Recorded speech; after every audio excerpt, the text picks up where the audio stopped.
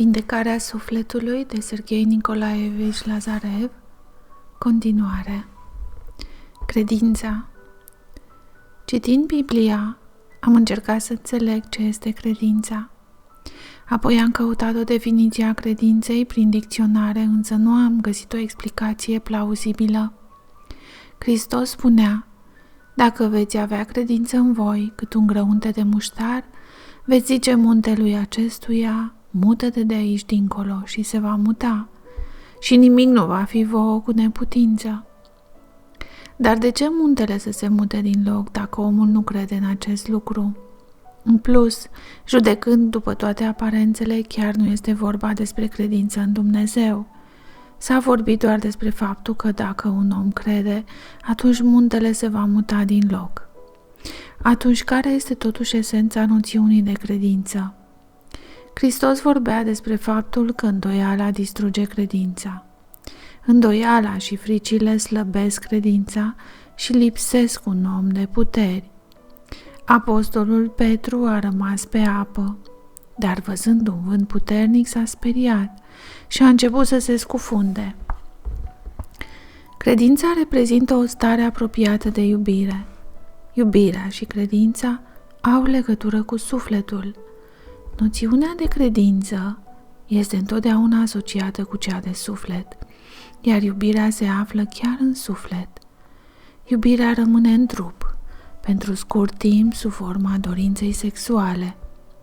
Iubirea la nivel de spirit înseamnă noblețe. Iubirea adevărată se află chiar în sufletul nostru. Noțiunile de suflet și de credință sunt strâns legate una de cealaltă. Dacă mintea este pe primul loc la un om, dacă acesta trăiește conform principiilor, iar sufletul este secundar pentru el, atunci acesta încetează să creadă, întrucât mintea produce permanent dubii, frici, nesiguranță. Iar cel care este sărac cu Duhul și blând la suflet, cel pentru care sufletul este pe primul loc, mai bine zis iubirea și legătura cu Dumnezeu, un asemenea om nu are dubii. Credința este o dorință neîntreruptă, o aspirație continuă spre ceva, spre un anumit scop. Credința în Dumnezeu este o aspirație continuă către Dumnezeu. Dacă omul aspiră în permanență spre ceva, el obține acel lucru.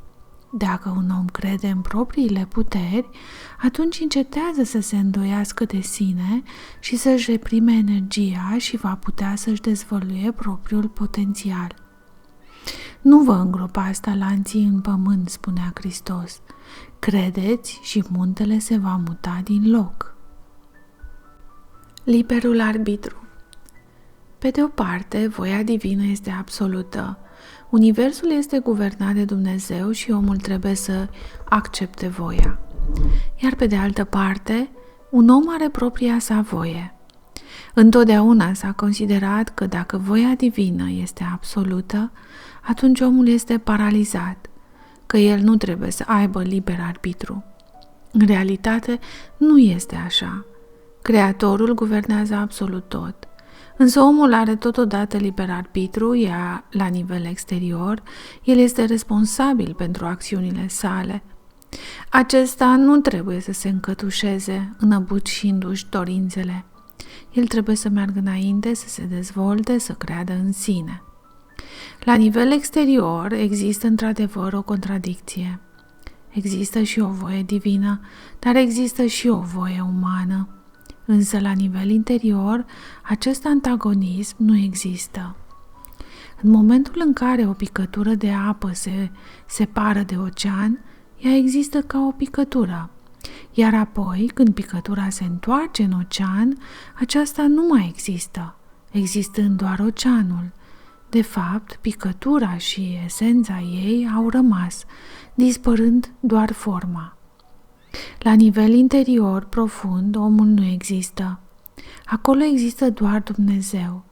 Noi suntem divini în esența noastră, pentru că sufletul nostru provine din Dumnezeu.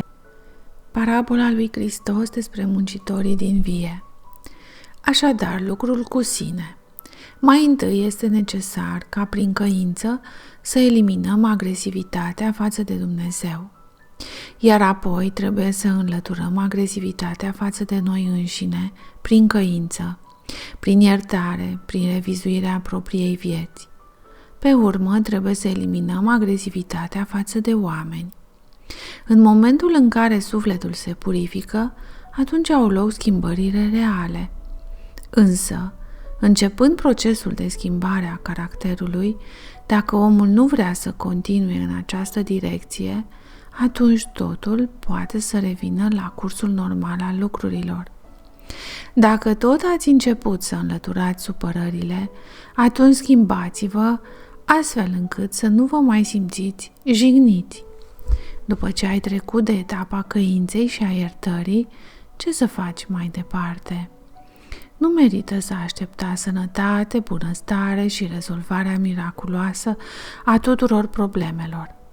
Acum este momentul potrivit să ne aducem aminte de pilda lui Hristos, despre muncitorii din vie. Unii lucrau de dimineață, alții de la amiază, iar alții au venit seara și toți au primit același salariu. În ce constă sensul acestei pilde? Este vorba despre faptul că fiecare dintre noi are propria încărcătură karmică, propria poveste de viață, propriile probleme profunde. Toate acestea ne influențează starea actuală. Dacă omul a început să se schimbe, acest lucru nu înseamnă câtuși de puțin faptul că destinul și sănătatea sa trebuie să îi se îmbunătățească imediat. Nu trebuie să aștepți un rezultat imediat. Nu este asemenea unui magazin unde ni se eliberează imediat marfa plătită. Aici există o altă logică. Cel mai important lucru să începeți să vă schimbați, iar mai devreme sau mai târziu rezultatele vor apărea. În plus, dacă un om crede că a iertat, acest lucru încă nu înseamnă că și sufletul său a iertat. Este nevoie de 10, iar uneori de sute de ori să reveniți în minte, la situație, ca și cum ați trece din nou prin aceasta, până când, cum s-ar spune, nu vă veți simți eliberați la interior. Pentru că ca supărarea să plece din suflet, ești nevoit să revizuiești situația nu odată, nu de 2 ori, nu de 10 ori, ci de mai multe ori. Sacrificiul. Prin ce se purifică sufletul? Sufletul se purifică prin iubire. Sufletul se purifică prin suferințe, prin teste, prin ispite. Sufletul se purifică prin căință, sufletul se purifică prin iertare, sufletul se purifică prin credință și smerenie. Prin ce se purifică sufletul? Sufletul se purifică printr-un sacrificiu.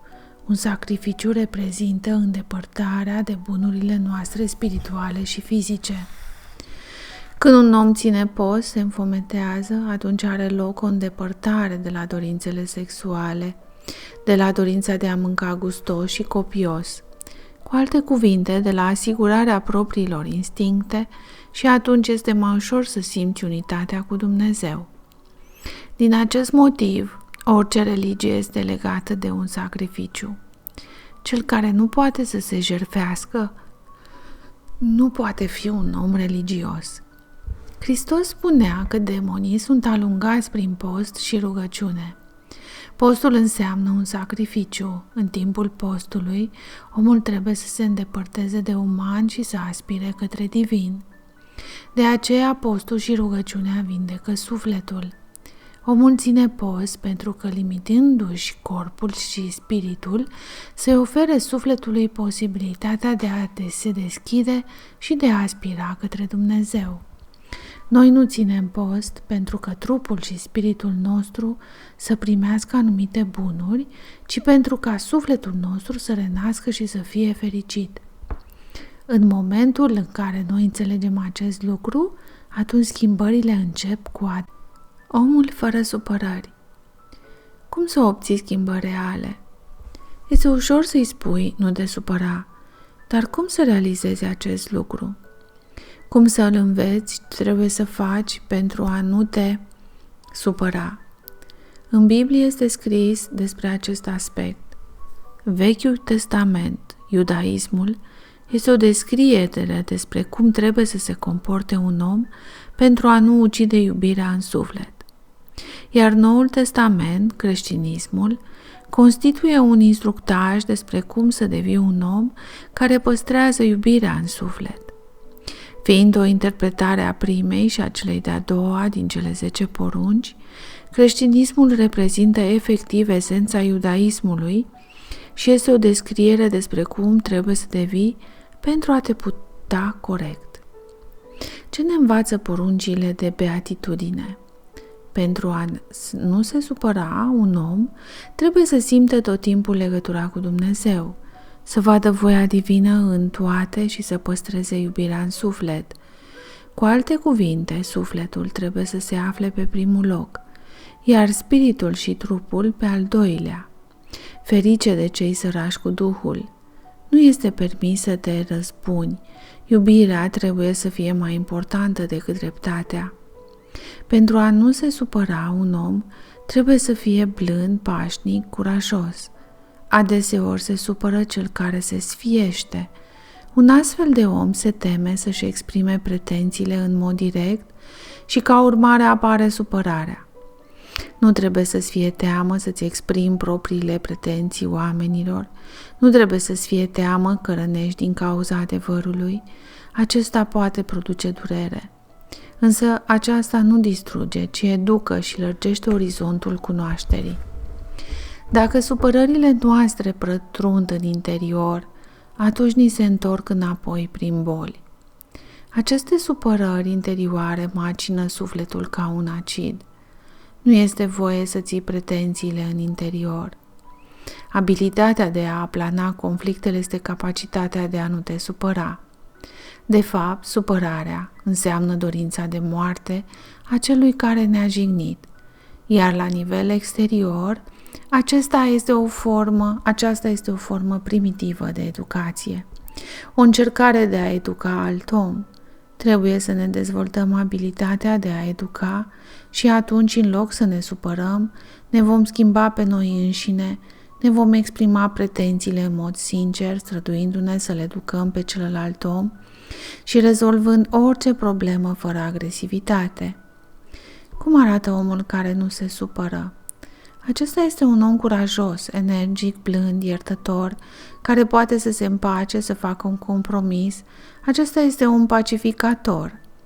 Acesta este un om care nu se grăbește, care nu se enervează, care nu judecă. Dacă un om își educă în interiorul său toate aceste însușiri și observă că i s-a atenuat firea sensibilă, aceasta înseamnă că el se îndreaptă deja spre sănătate. Chiar dacă problemele îi rămân deocamdată, important este faptul că sufletul său a început să renască. Acest lucru înseamnă că peste puțin timp viitorul își va face apariția și în mod corespunzător îi se va aranja destinul, iar sănătatea fizică își va reveni.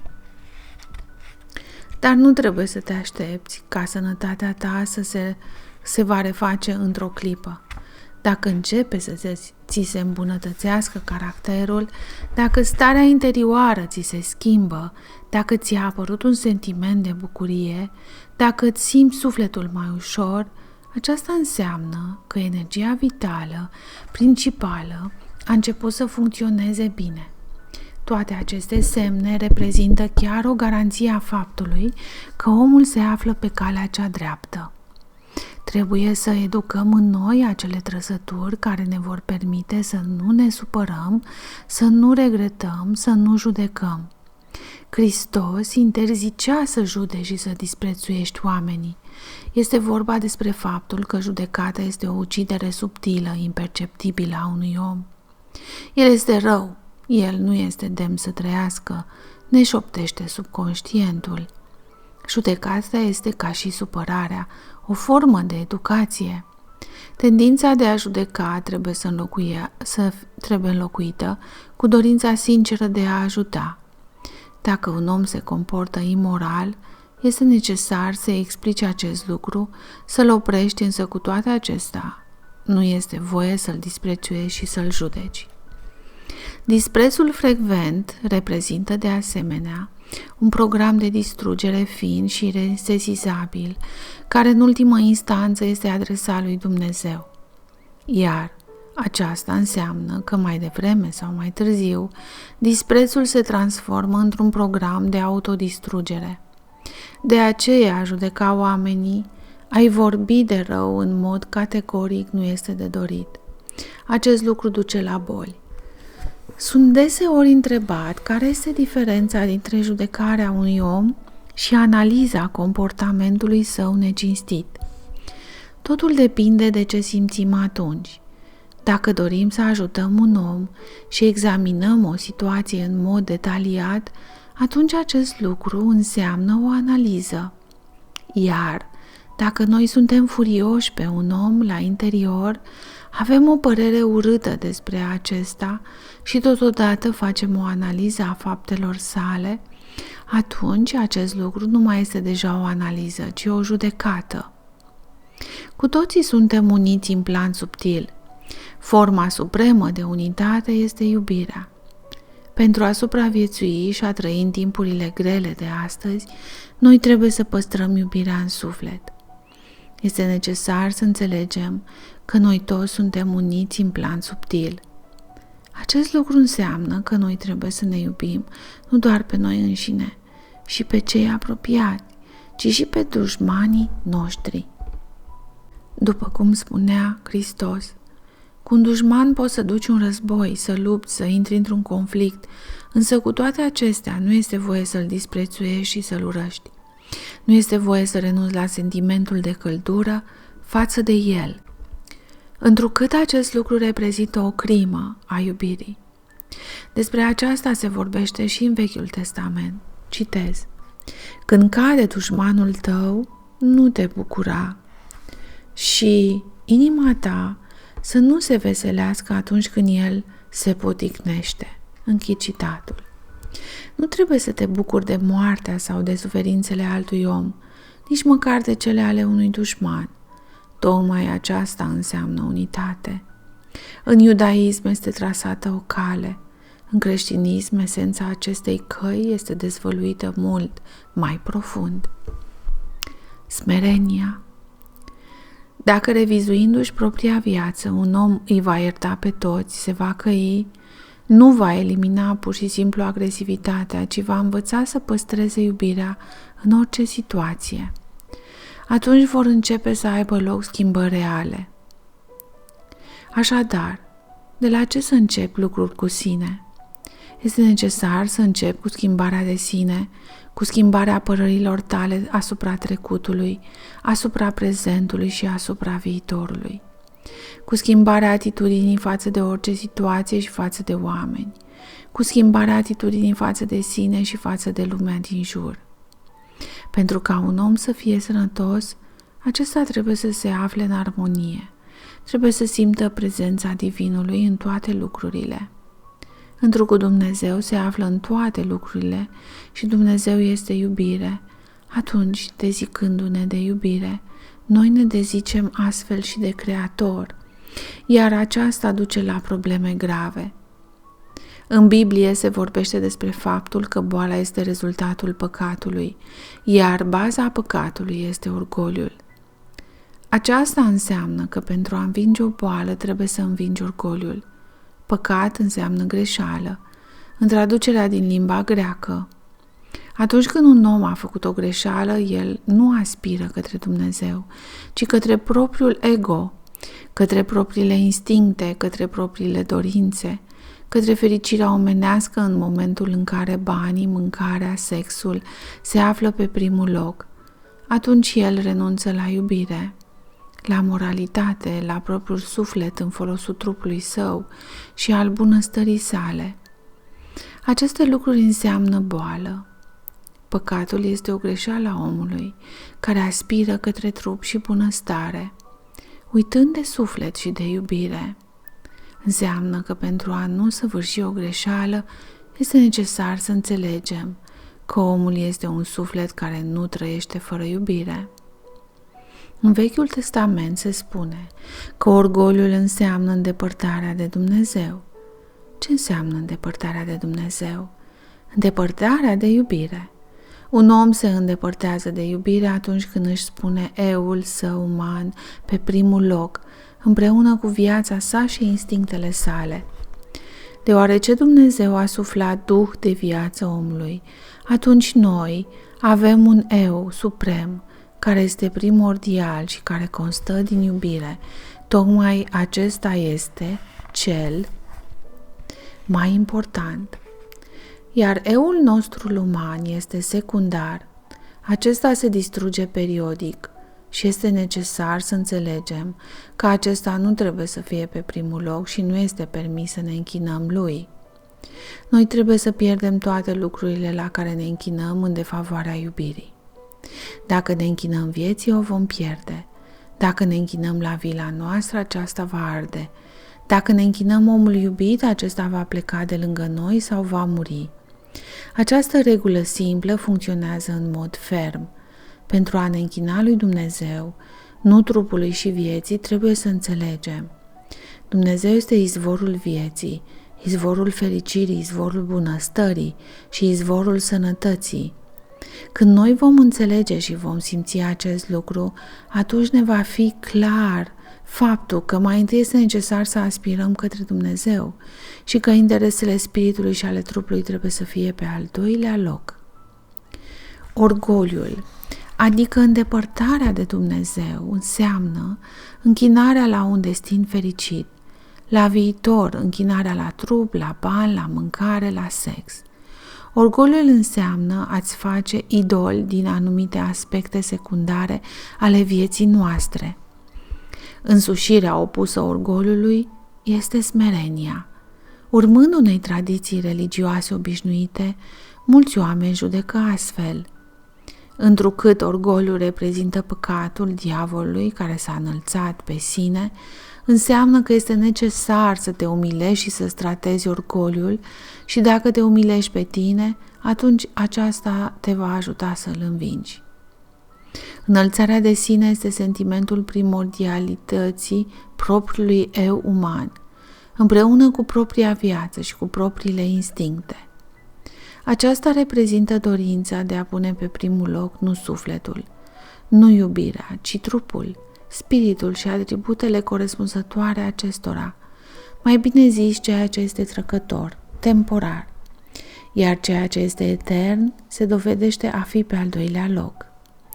Pentru a învinge orgoliul, trebuie să înțelegem că este necesar să ne închinăm mai întâi lui Dumnezeu, ca la o cauză primară, ca la o sursă a tuturor lucrurilor, iar pe urmă să ne gândim la urmări, la propria viață, la propriul trup și la altele. Ce este smerenia? Smerenia nu înseamnă câtuși de puțin a te umili și a te încătușa pe sine. Smerenia reprezintă acceptarea voii divine, lipsa de răutate, de enervare în ceea ce privește viitorul, lipsa de regret a trecutului și de frică înaintea viitorului. În plus, smerenia presupune o jertfă, o asceză, pentru ca ego-ul nostru să nu ajungă pe primul plan. Este necesar să ne stăpânim esența animalică. Dacă noi ne stăpânim propriile dorințe, nu mâncăm și nu consumăm alcool în exces, nu facem abuz de sex, dacă muncim cu moderație și dacă ne limităm în alte aspecte ale instinctului de conservare, atunci ne este mai ușor să simțim iubirea. Omul are două instincte de conservare și de procreere, care se reduc la unul singur, cel de apărare a vieții. Cu cât închidem mai mult ochii la aceste instincte, mâncăm în exces, facem sex în exces, ne gândim prea mult la bunăstare, faimă, bani, cu atât mai mult ni se agravează problemele cu sufletul. A patra poruncă spune: adu-ți aminte de ziua de odihnă. Care este sensul acestei porunci? Dacă un om lucrează tot timpul fără întrerupere, atunci munca ajunge pe primul plan în subconștientul său. Deoarece munca înseamnă o asigurare a vieții, atunci viața devine mai importantă decât iubirea pentru acest om. Ulterior, viața la care el se închină trebuie să se destrame. Nu este voie să se facă nimic în mod permanent în afară de a aspira către Dumnezeu. Nu este voie să te supraîncarci la locul de muncă, este inadmisibil să lucrezi până la extenuare, este necesar să faci o pauză atunci când lucrezi, în caz contrar va apărea o protecție sub forma unei boli. Un medicament pentru suflet. Omul este în esență un ansamblu de energii. Tot ceea ce noi numim materie reprezintă energie conectată. Omul câteva tipuri de energii. Noi ne completăm energia exterioară, cea fizică, prin mâncare, iar energia cea mai importantă ajunge la noi prin intermediul sufletului nostru, prin sentimentele noastre, iar cantitatea acestei energii depinde de cât de armonios ne este sufletul. Tocmai această energie ne oferă și sănătate și bunăstare. Pur și simplu, omul nu va putea să trăiască fără această energie. Dacă un om își regretă trecutul, se teme de viitor, dacă el are supărări, ură, nu acceptă lumea, atunci foarte multă energie se consumă pentru această rezistență la ceea ce se întâmplă și cu cât se cheltuie mai multă energie, cu atât mai rapid apare boala. Abilitatea de a fi în armonie cu sine însuși, cu propriul destin și cu lumea constituie una din regulile principale ale sănătății noastre. După cum se spune în Biblie, la baza bolii se află păcatul, la baza păcatului este orgoliul, iar la orgoliul este îndepărtarea de Dumnezeu. Cum poate îndepărtarea de Dumnezeu să ducă la boală? Este vorba despre faptul că imaginea noastră obișnuită despre lume, cristalizată cu câteva mii de ani în urmă, nu este cea corectă. Conform acestei imagini a lumii, Dumnezeu a creat cândva universul, după care s-a îndepărtat cumva de la treburi și acum universul există de sine stătător, iar voia divină nu se manifestă în niciun fel.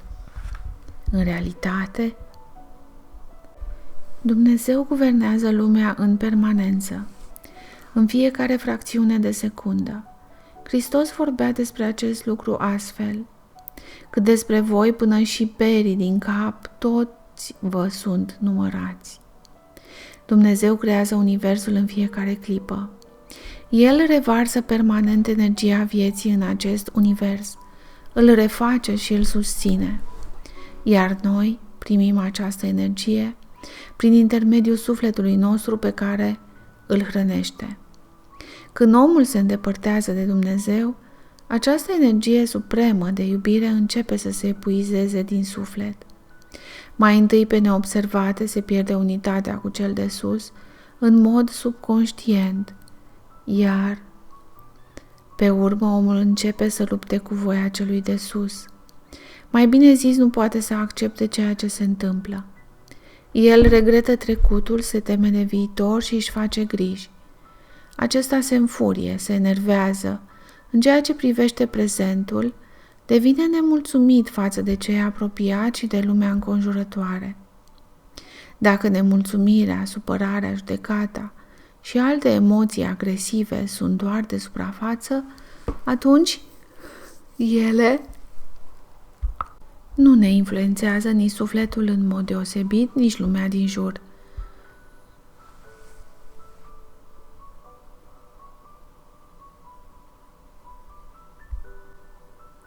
Însă dacă agresivitatea noastră este interioară, profundă, atunci aceasta este deja o agresivitate față de întregul univers, întrucât noi suntem uniți cu universul la nivel de suflet.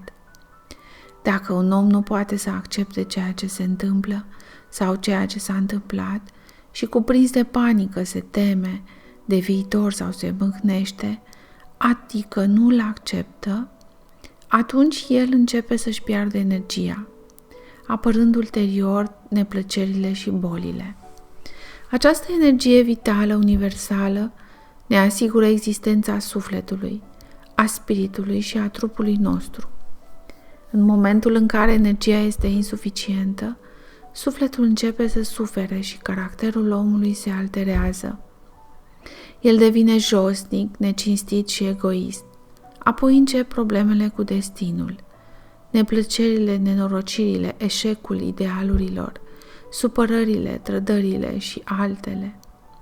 Mai departe, trupul începe să sufere, adică apar bolile. Mulți oameni cred astfel, întrucât în Biblie se spune că boala este o pedeapsă pentru păcate, înseamnă că este necesar să te adresezi lui Dumnezeu prin rugăciune și să cerșezi sănătate de la El. Și iată, ei cer, însă tot așa cum nu a fost sănătate înainte, tot așa nu este nici în prezent, deoarece o asemenea abordare nu este tocmai corectă. Da, într-adevăr, în Vechiul Testament se vorbește despre faptul că Dumnezeu trimite bolile pentru păcatele omului, acest lucru fiind o pedeapsă pentru faptele comise. Și dacă omul nu va păcătui, dacă va începe să se roage și să îndeplinească poruncile, atunci ploaia va veni la timp și se va strânge o recoltă bună. Bolile vor dispărea, femeile vor naște. Însă Vechiul Testament a fost scris acum câteva mii de ani. Omul se dezvoltă, lui apar tot mai multe posibilități. Dacă în Vechiul Testament se face cunoscut faptul că o boală este o consecință a păcatului, atunci în Noul Testament se explică faptul că boala nu este doar o pedeapsă pentru cele comise.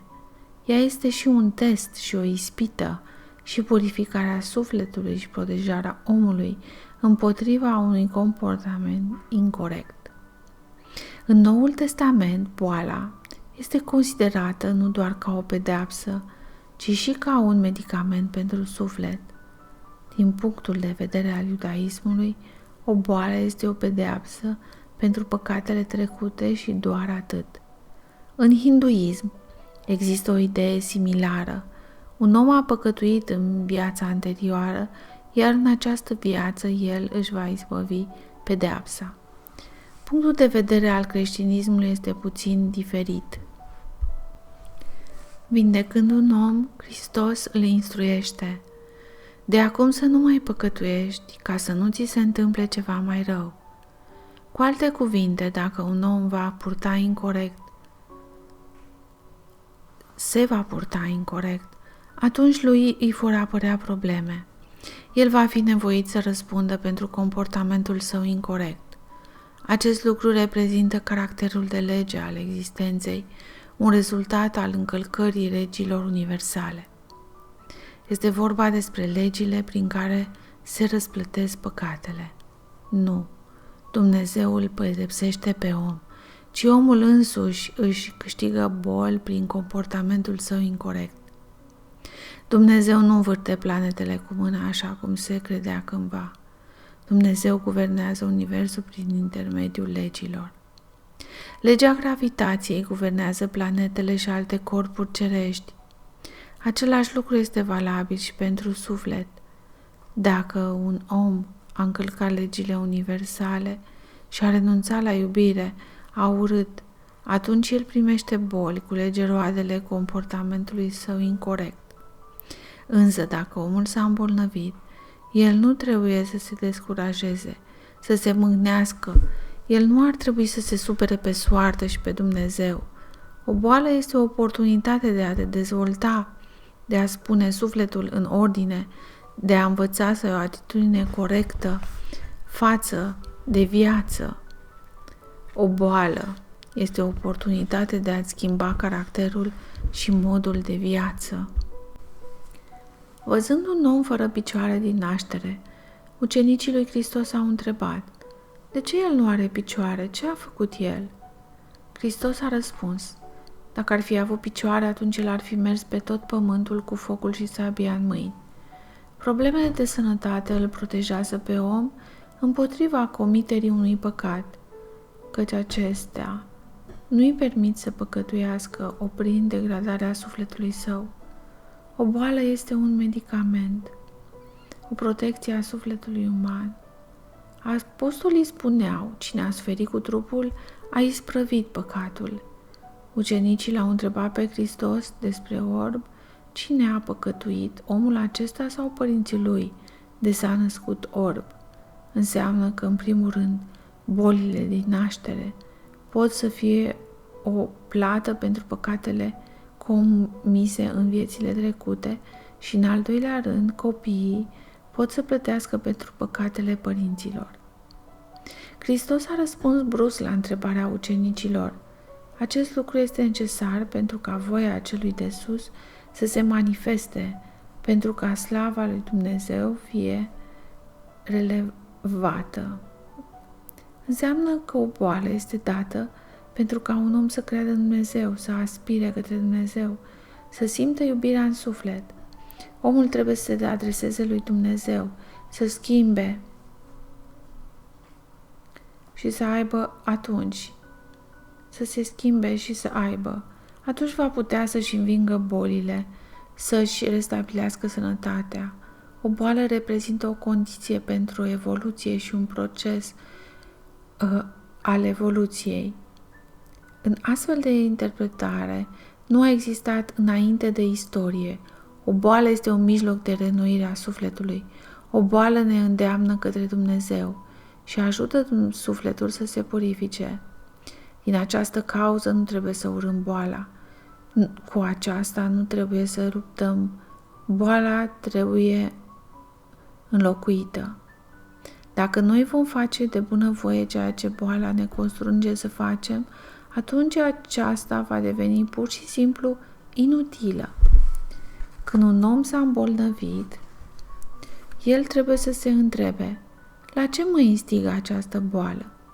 De regulă, boala ne strigă la astfel de emoții negative ca nemulțumirea de sine și de propriul destin, teamă față de viitor, supărările pe sine și pe cei apropiați, regretul trecutului. Dacă noi nu învingem toate aceste lucruri, ci le intensificăm, atunci boala se agravează. De aceea, dacă omul s-a îmbolnăvit, el trebuie să înceteze să se mai teamă, să regrete, să se supere. Boala ne instigă la agresivitate față de sine, față de alții și față de Dumnezeu.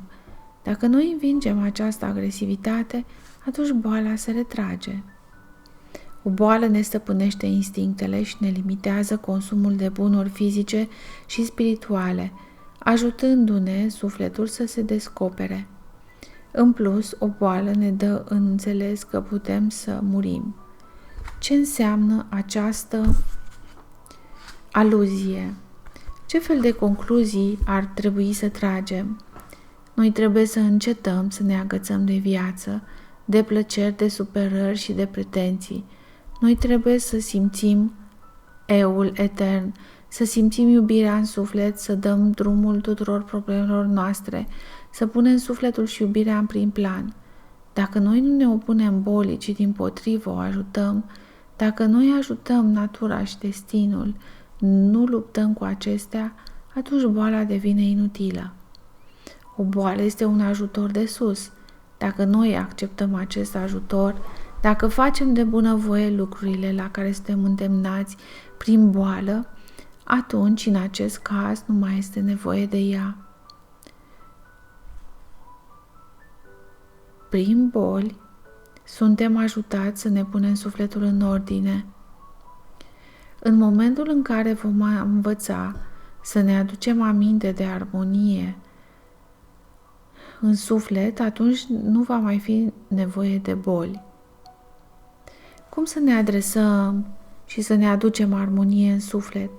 Trebuie să punem sufletul pe prim plan, să simțim că nu avem voie să ucidem iubirea, să ne simțim și să ne amintim, să trecem prin toate situațiile de viață cu ajutorul căinței, atunci când noi am renunțat la iubire.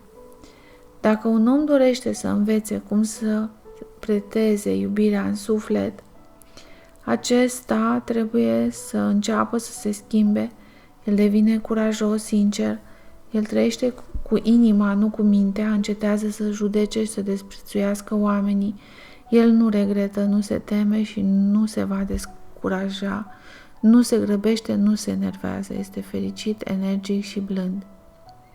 De la ce anume să începem a lucra cu sine, trebuie să începem cu schimbarea atitudinii față de lume, față de sine, față de oameni.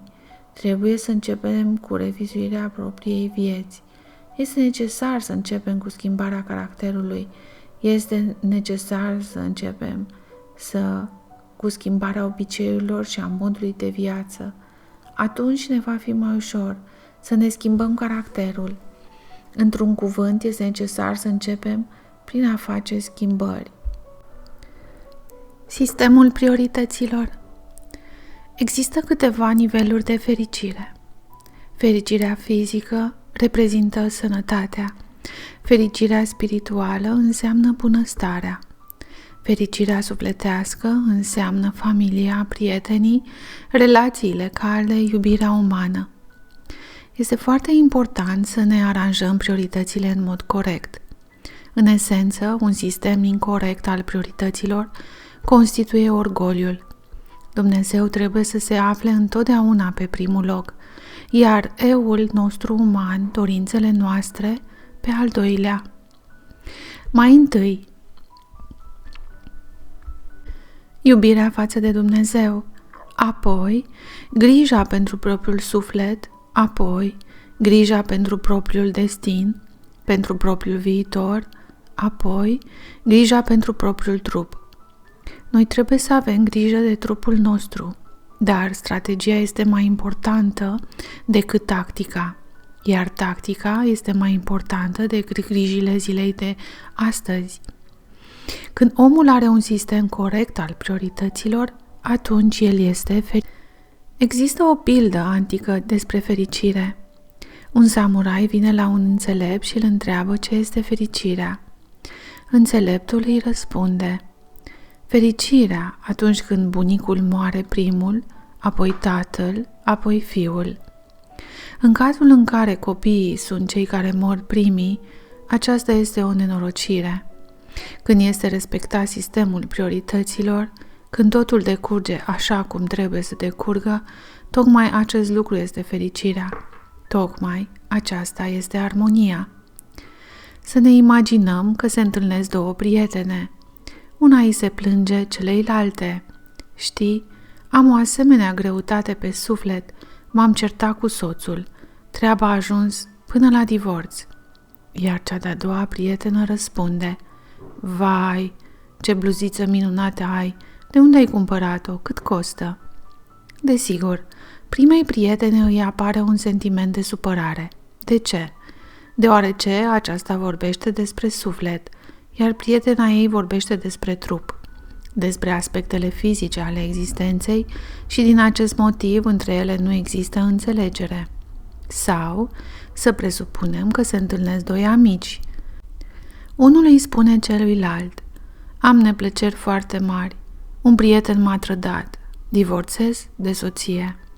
Iar al doilea prieten spune: ascultă, există un loc de muncă unde se poate câștiga mulți bani. Vrei să te ajut să te angajezi acolo? Primul continuă: copiii nu mă înțeleg, nu știu ce să fac. Iar al doilea: înțelegi? Locul de muncă este foarte bun, salariul este mare. Pare a fi o grijă sinceră față de un prieten, dar primul vorbește de suflet, de grijile sufletești, iar al doilea despre spirit, despre un destin fericit. Primul are sentimentul că prietenul nu-l înțelege, că prietenul este fără suflet și nepăsător față de el. Pe primul loc trebuie să fie sufletul, pe al doilea conștientul, spiritul, pe al treilea trupul. Dacă noi știm și simțim că sufletul este foarte important, atunci noi vom putea înțelege pe oameni și să vorbim cu aceștia pe orice teme, și materiale și spirituale. Este necesar să punem prioritățile în ordine și să le respectăm. Dacă am întreba un rabin în ce constă esența iudaismului, care este porunca cea mai importantă, el va răspunde: iubește-ți aproapele ca pe tine însuți. Un preot ortodox va spune același lucru despre esența creștinismului. Într-adevăr, ce poate fi mai minunat? Și în Vechiul și Noul Testament, nu puține lucruri sunt spuse despre iubire, despre sacrificiu și despre slujirea oamenilor. Acum câteva secole, Shakespeare a scris tragedia Romeo și Julieta, care se încheie prin fraza: căci nu-i nici în povești mai mult prilej de jale decât în trista întâmplare a lui Romeo și a Julietei sale. Tânărul și fata se iubesc nebunește unul pe altul. Sensul vieții pentru ei, iubirea umană care este urcată pe un piedestal. Dacă omul iubit reprezintă o valoare absolută, atunci viața își pierde sensul când acesta moare. Romeo a crezut că Julieta a murit și a băut o travă. Văzând trupul iubitului ei, Julieta înțelege că niciodată nu-l va întoarce și de asemenea s-a sinucis. Așa arată iubirea pentru aproape, ridicată la absolut. La prima vedere, o astfel de iubire omenească, fără compromisuri, poate părea chiar frumoasă și sublimă. Dar în realitate, Romeo și Julieta au comis o crimă față de Dumnezeu. Este inadmisibil să te ucizi pe sine, chiar și atunci când dragostea omenească se prăbușește. Să ne imaginăm doi oameni. Unul lucrează și primește un salariu și cel de-al doilea lucrează și primește salariu. Pentru primul, cel mai important este serviciul însuși, cu ceea ce se ocupă. Banii, firește, sunt necesari, dar munca este mai importantă. Pentru cel de-al doilea, banii pe care îi primește la serviciu, dar munca însăși nu are o importanță deosebită pentru el. Care dintre acești doi oameni va comite primul o infracțiune? Este ușor să ne dăm seama, cel pentru care banii sunt cel mai important lucru. Dacă banii reprezintă o valoare absolută pentru un om, cu alte cuvinte, atașamentul său față de aspectele exterioare ale existenței este foarte mare, atunci etica, respectul pentru oameni, munca, trec pe al doilea plan și atunci acesta este capabil să jefuiască, să fură și să ucidă pentru bani. Un sistem incorect al priorităților nu duce doar la boli, ci și la o crimă. Dacă trupul este mai important pentru un om, atunci de obicei acesta mănâncă mult, pentru că, după cum se spune, burta să pocnească. Dacă sufletul este mai important pentru un om, atunci, de dragul sufletului și pentru a păstra voiciunea în suflet, omul rămâne mereu puțin flămând și își prejudiciază trupul, asigurându-și astfel și sănătatea fizică și pe cea sufletească. Dacă banii sunt cei mai importanți pentru un om, iar moralitatea pe locul al doilea, atunci acest lucru înseamnă în principiu un viitor delicvent. Pentru un om, bunăstarea, puterea sunt mai importante decât moralitatea și sufletul și acest lucru înseamnă un viitor delicvent. Dacă pentru un om sufletul este mai important decât bunăstarea și plăcerile fizice, un astfel de om va fi sănătos și fericit. Iubește-ți aproapele ca pe tine însuți. Este o poruncă minunată, iar aceasta este a doua poruncă și dacă omul uită de prima, adică de cea mai importantă poruncă, atunci îndeplinirea acestei a doua porunci minunate se poate transforma într-un delict. Mai întâi trebuie să-L iubim pe Dumnezeu, iar apoi pe omul iubit. Și în iudaism, și în creștinismul, ortodoxismul modern, în catolicism, în protestantism, în esență, a dispărut prima poruncă, prima și cea mai mare, conform spuselor lui Hristos, și a rămas cea de-a doua poruncă. În principiu, aceasta este tocmai rădăcina multor probleme, și a celor actuale și a viitoarelor probleme. De ce este prima poruncă așa de importantă? De ce trebuie să-L iubim pe Dumnezeu mai presus de orice? Este vorba despre faptul că dacă nu avem iubire față de Dumnezeu, atunci începem să ne închinăm la omul iubit. Aceasta înseamnă încălcarea celei de-a doua din cele 10 porunci, să nu-ți faci chip cioplit. Dacă am reflectat puțin, primele 5 porunci reprezintă condițiile învingerii orgoliului. Prima poruncă spune: Dumnezeu este unic și pe El trebuie să-L iubim mai presus de orice. Aceasta înseamnă că Dumnezeu este pe primul loc, iar omul pe al doilea. A doua poruncă, să nu-ți faci chip cioplit. Închinându-ne omului iubit, de fapt, ne închinăm la sentimentul nostru pentru acesta. Indiferent cui și la ce ne-am închinat, de fapt, ne închinăm propriilor sentimente, propriilor dorințe, propriilor instincte. Noi ne închinăm sentimentului de fericire, confortului, plăcerii. Iar aceasta deja înseamnă că ne închinăm la sinele nostru, la propriile idei despre fericire. Această poruncă ne avertizează, nu te pune pe tine însuți pe primul loc, închinându-te cuiva sau la ceva. Pe primul loc trebuie să fie Dumnezeu, care este mai presus de toți idolii. A treia poruncă, să nu iei numele lui Dumnezeu, să nu iei numele Domnului Dumnezeului tău în deșert. Față de Dumnezeu trebuie să avem o atitudine de venerație. Dacă un om se adresează lui Dumnezeu, se roagă cumva printre picături. Aceasta înseamnă că în mod subconștient, intuitiv, el se pune pe sine pe primul loc. Ulterior, are loc neacceptarea voii divine, lupta interioară cu Dumnezeu. A patra poruncă: adu-ți aminte de ziua de odihnă ca să o sfințești. Când omul face ceva în permanență, se ocupă cu ceva, acest proces se continuă cumva în subconștient, chiar dacă omul și-a încetat deja activitățile la exterior. Dacă un om aspiră tot timpul la ceva în interior și în exterior, el începe ulterior să depindă de acest lucru la interior și să îi se închine. În esență, are loc o renunțare la legătura cu Dumnezeu. Orice activități umane trebuie oprite periodic. Munca este un mijloc de supraviețuire, o asigurare a vieții. Noi suntem gata să muncim aproape non-stop pentru a ne asigura pe noi înșine și familia noastră. Este necesar să întrerupem periodic acest proces pentru a simți că Dumnezeu se află pe primul loc, iar bucata de pâine pe al doilea. A cincea poruncă spune: cinstește pe tatăl și pe mama ta pentru ca să ți se lungească zilele. Cinstirea părinților înseamnă recunoașterea faptului că noi suntem secundari față de aceștia, căci ei ne-au dat viața fizică. Noi nu avem dreptul să ne judecăm proprii părinți, să avem pretenții față de ei la interior. Noi trebuie să-i tratăm cu respect. Dacă îmi judec părinții, dacă am pretenții față de ei, în mod automat acest lucru înseamnă că eu am dreptate, iar ei nu au dreptate.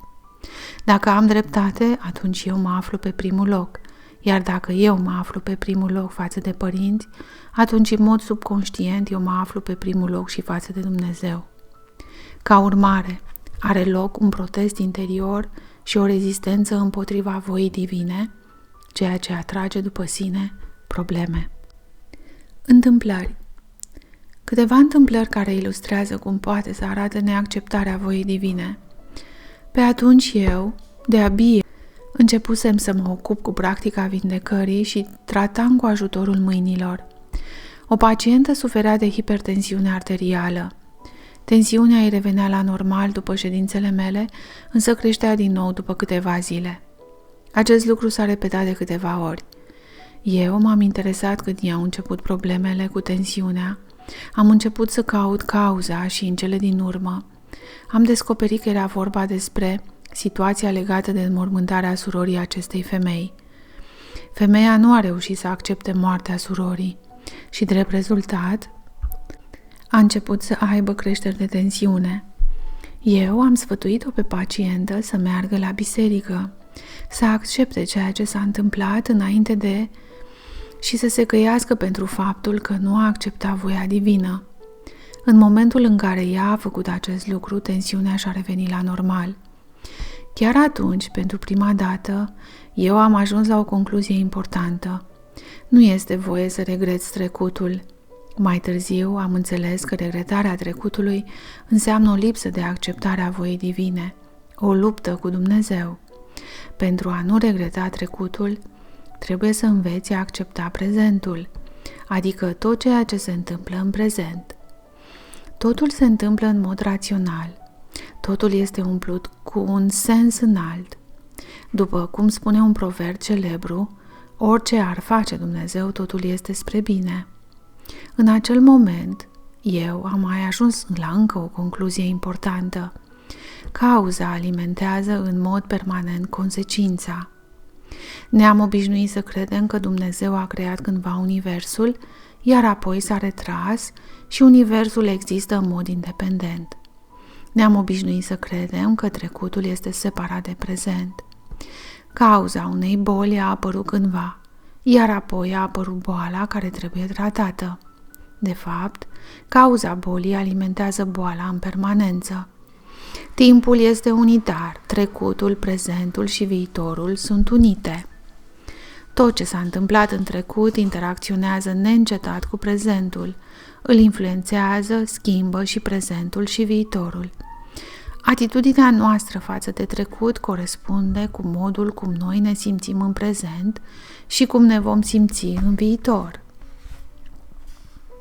Cu cât un om își revizuiește propriul trecut mai corect, cu atât își schimbă mai mult propria atitudine față de trecut și cu cât mai mult se schimbă el însuși în prezent, cu atât mai mult el capătă posibilitatea de a-și învinge boala. Toate supărările noastre, ura, regretul și altele continuă să rămână în subconștientul nostru. Emoțiile negative simțite cândva nu dispar nicăieri și continuă să ne alimenteze propriile probleme. Cum să neutralizăm emoțiile negative acumulate în trecut? Primul pas este să ne căim.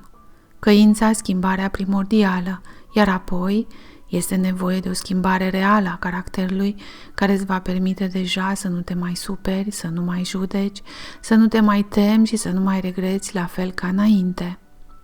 O boală poate avea legătură nu doar cu trecutul, ci și cu viitorul. O tânără femeie s-a îmbolnăvit de angină. Niciun fel de medicamente nu o ajutau. Medicii doar dădeau din mâini nedumeriți. Boala s-a prelungit mai mult de o lună, mai bine zis, destul de mult timp. Am fost rugat să o ajut. Am explicat faptul că femeia trecea printr-o purificare. Boala era pregătirea pentru un eveniment viitor. Ea urma să rămână însărcinată și să nască un copil după un anumit timp. Însă, în trecut, ea avusese multă tristețe și nemulțumire față de propriul destin. Noi suntem adesea tratați prin ceea ce se numește metoda cui pe cui se scoate. Dacă omul s-a supărat pe destin, lui se dă o situație care îl instigă la supărare. Însă, dacă el s-a stăpânit de această dată de la supărarea pe destin, atunci boala trece. Dacă un om a urât pe cineva și din această cauză s-a îmbolnăvit, lui se dă o situație din cauza căreia, conform logicii umane, el ar trebui să fie cuprins de ură. Dacă el și-a învins această tendință, și-a stăpânit propria ură și a iertat, atunci boala trece. În concluzie, exact la ce te instigă o boală, atunci asupra acelui lucru trebuie să lucrezi. I-am recomandat acestei femei să înlăture nemulțumirea față de soartă, mâhnirea, grijile în legătură cu viitorul, ceea ce constituie unul dintre principalele aspecte ale orgoliului. Ulterior, ea a continuat tratamentul cu remedii populare și angina a trecut. După un anumit timp, această femeie a rămas însărcinată și a născut un copil. Acesta a început să aibă o alergie puternică. Este vorba despre faptul că lui se transmisese mâhnirea maternă, lipsa de acceptare a ceea ce se întâmplă, nemulțumirea față de soartă, iar alergia bloca aceste emoții. În plus, în primele luni, copilul era destul de neliniștit și părinții își făceau griji cu privire la acest lucru. Eu le-am explicat: dacă voi sunteți nemulțumiți de soartă, atunci copilul trebuie să vă intoxice viața într-o anumită măsură, pentru ca, indiferent de situație, să învățați să iubiți. Cu alte cuvinte, să nu fiți nemulțumiți, să nu vă enervați, să nu aveți regrete. Trebuie să acceptați totul așa cum este. Noi avem dreptul să schimbăm lumea, dar este inadmisibil să ne enervăm și să ne supărăm pe lume. O femeie mi-a scris că boala copilului ei începuse să se avanseze vertiginos cu o lună înainte de seminar. Eu am luat legătura cu ea prin telefon și s-a clarificat faptul că familia ei se mutase într-o casă nouă de curând. Înțelegeți? I-am explicat eu. Un apartament nou, o casă nouă, reprezintă la interior o valoare umană mare. Este o protecție a vieții.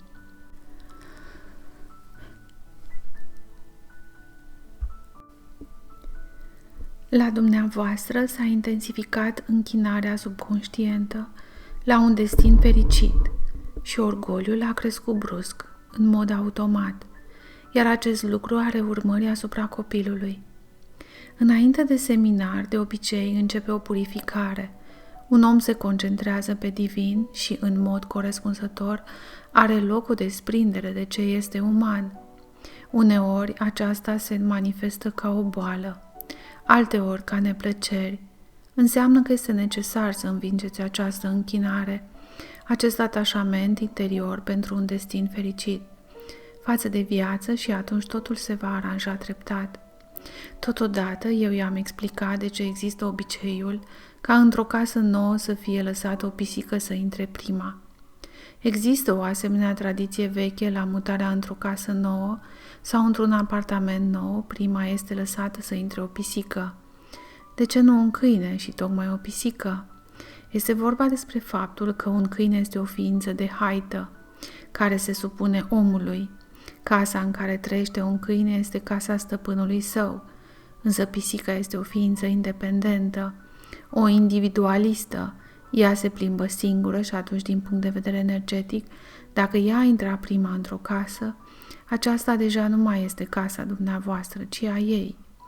Prin urmare, atașamentul stăpânului se micșorează în mod automat.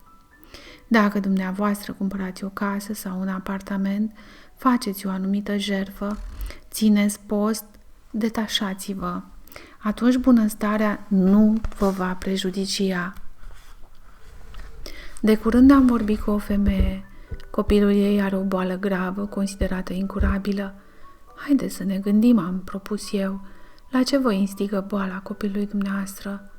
La mâhnire și la nemulțumire de soartă, la neacceptarea a ceea ce se întâmplă corect. Da, înțeleg, a oftat cu mâhnire femeia și a împărtășit pe neașteptate.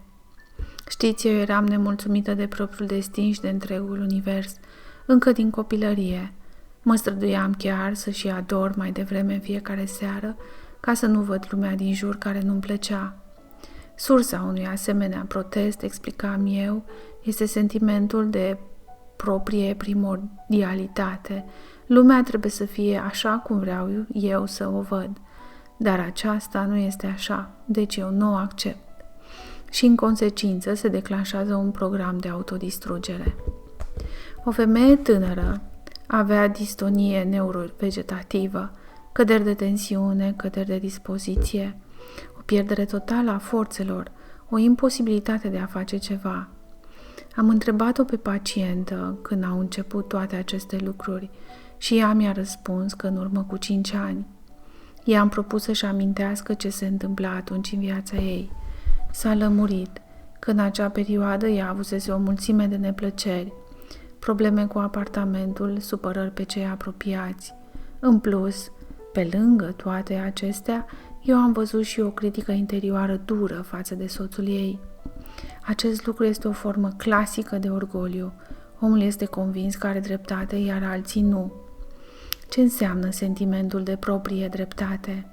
Dacă eu am dreptate, dacă eu dețin adevărul, înseamnă că eu sunt primul, iar cel care nu are dreptate este al doilea. Dacă un om se simte primul în permanență, acest lucru devine obișnuit, ceea ce nu este periculos la nivel exterior. Dimpotrivă, este bine. Dacă un om a devenit primul, înseamnă că acesta se dezvoltă. Dar dacă omul se simte primul la nivel interior, acest lucru este pur și simplu o nenorocire, întrucât sentimentul obișnuit, permanent, al propriei primordialități înseamnă în esență o luptă cu lumea din jur. I-am recomandat femeii să facă două lucruri. În primul rând să accepte ceea ce s-a întâmplat cândva și în al doilea rând să-și schimbe atitudinea față de soțul ei. Ea a spus că se va strădui. A trecut un an. Starea ei s-a agravat brusc, chiar având inclusiv câteva tentative de suicid. Ea mi s-a adresat din nou și eu iarăși am sfătuit-o să-și revizuiască trecutul și să schimbe atitudinea față de soțul ei. Ea a promis că va face acest lucru. A mai trecut încă o jumătate de an. Situația s-a agravat. Probleme serioase cu destinul, sănătatea ei s-a distrus cu totul. Nici medicii, nici psihologii nu puteau să o ajute. În momentul în care femeia m-a căutat încă o dată și m-a întrebat ce să facă, eu am repetat același lucru. Vă rog, revizuiți-vă atitudinea față de trecut și schimbați-vă atitudinea față de soțul dumneavoastră. Alte șanse nu aveți. Starea ei s-a ameliorat peste o săptămână, iar peste o lună m-am întâlnit cu ea și cu soțul ei. Erau fericiți, zâmbeau. Probleme nu mai erau, totul era minunat. Acum 3 zile ea m-a sunat. Totul este iar cum a fost înainte. Am o stare groaznică, nu pot să fac nimic. Azi dimineața am băut doar apă, nu pot nici măcar să mănânc. Ce s-a întâmplat în ultima lună, m-am interesat eu. Totul era bine, totul era minunat. Minunat? Am mai întrebat eu odată. În acest caz, enumerați-mi cele mai fericite momente din viața dumneavoastră din prezent. De exemplu, vom cumpăra un apartament nou. Unul mare? Da, spațios, superb. Eu am început să explic. Dacă un om era gata să se spânzure când a pierdut bani, el nu are voie să aibă bani. Dacă acesta va primi mulți bani, lui se va activa programul de autodistrugere și va muri. Se va spânzura, va nimeri sub o mașină sau se va întâmpla ceva cu el. Dacă un om ura pe alții și era gata să o ucidă sau să se ucidă pe sine din cauza ghinioanelor și a neplăcerilor în acest caz, el nu are voie să fie norocos. Un destin fericit îl va băga de viu în mormânt, întrucât lui se va activa un program de autodistrugere. Dacă ați acumulat o mulțime de supărări pe oameni, pe sine și pe destin din cauza problemelor cu casa, dacă ați avut multă tristețe în legătură cu acest lucru, atunci achiziționarea noului apartament trebuie să vă ucidă, ceea ce se și întâmplă. Revizuiți-vă propria viață încă o dată, acceptați toate pierderile, căci acestea vă tratau sufletul, eliminați nemulțumirea de sine și de soartă, schimbați-vă atitudinea față de lume și față de sine. După ce au trecut câteva ore, am primit un mesaj. Mi-a apărut pofta de mâncare. Mă simt minunat. Am mâncat o farfurie întreagă de pilaf. A învăța să iubești. Sănătos este acel om care are o imagine corectă despre lume. Iar pentru a avea o imagine corectă despre lume, este necesar să răspundem la întrebarea pe care filozofii se bat de mai mult de 1000 de ani. Cine suntem noi? De unde am venit? Și încotro mergem? Dacă citim Biblia cu atenție, atunci putem afla acolo răspunsul la această întrebare. De unde am venit noi? În Biblie este scris despre faptul că Dumnezeu l-a creat pe om din lut și a suflat duh de viață peste el. Aceasta înseamnă că viața a apărut mai întâi ca suflet, ca o structură de câmp, ca o structură de timp. Viața a apărut ca un suflet universal colectiv, ca un tot invizibil, iar apoi viața a căpătat forme materiale. Structurile de câmp ale vieții sunt primordiale și le preced pe cele fizice. Acest lucru înseamnă că un om este în primul rând un suflet și apoi un trup de lut. Din acest motiv, Ieșind în afara limitelor propriului trup, după ce moare, omul continuă să vadă și să gândească tot la fel. Mai bine zis, structurile primordiale, cele de bază, se păstrează, după ce structurile de suprafață se destramă. Întrucât omul este în primul rând suflet, atunci înseamnă că mai întâi este necesar să avem grijă de suflet și abia apoi de trup. În plus, de suflet trebuie să ne îngrijim mai mult decât de trup. Un om este o ființă divină cu o natură duală, un suflet divin nemuritor, sub aspectul său suprem, și un trup care este efemer. Aceasta înseamnă că omul are două niveluri de gândire, de percepție asupra lumii, la nivel de suflet și la nivel de trup. Conștientul nostru exterior și logica noastră umană au legătură cu trupul, iar trupul este trecător și din acest motiv trebuie să-l protejăm. De aceea, logica noastră exterioară este agresivă și conștientul nostru este agresiv, iar la interior noi suntem divini. Asemenea unui element de concurență, de luptă, agresivitatea de la nivel exterior este un fenomen normal, dar agresivitatea de la nivel interior este un dezastru. Dumnezeu nu este agresiv. Din această cauză, dacă agresivitatea pătrunde în interior, în subconștient, adică în suflet, noi începem să ne îmbolnăvim. Trebuie să avem un comportament dual față de lume. Ce face o mamă iubitoare când copilul ei se poartă ca un huligan? Ea continuă să-l iubească, dar la exterior are o atitudine dură, agresivă. Îl pedepsește, îi limitează dorințele animalice, pentru ca cele divine să se reveleze. Și noi trebuie să ne comportăm cu oamenii în același mod. Iubirea față de Dumnezeu este abilitatea